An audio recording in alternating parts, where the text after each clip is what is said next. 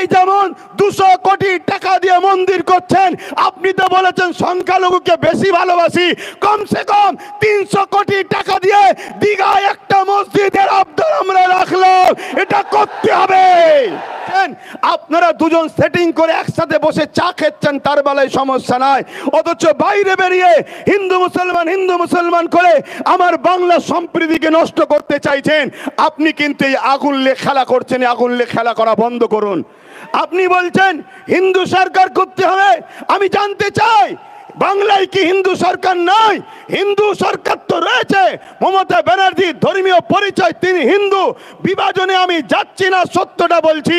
কিন্তু আপনাকে আমি আর একটা প্রমাণ দিচ্ছি, দীঘার মতো পিকনিক স্পটে, দীঘার মতো বেড়াবার জায়গায় আজকে সেখানে ধর্মস্থান হিন্দুদের মন্দির তৈরি হচ্ছে।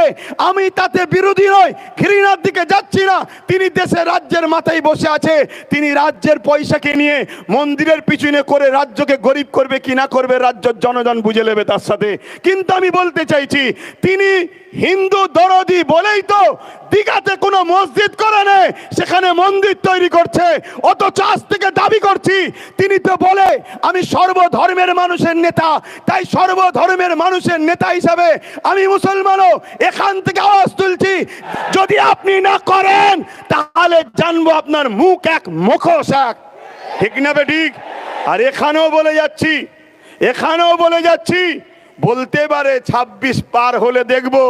আমি বলবো 26-এর আগে জায়গা কিনে, জায়গার যে আছে অ্যালাইনমেন্ট করে, শিলান্যাস করে ভিত শুরু করেন, না হয় জানবো আপনারা দুজন শুভেন্দু অধিকারী আর রাজ্যের সিএম সেটিং এ আছে।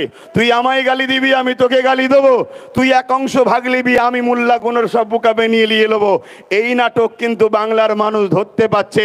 তাই বলবো, এই জায়গা থেকেও আমাদের আন্দোলনের আওয়াজ আমরা রাজ্য সরকারের কাছে দীঘাতে একটা কমসে কম 300 কোটি টাকার একটা মসজিদের আবদার রাখছি। কি করতে হবে না হবে না?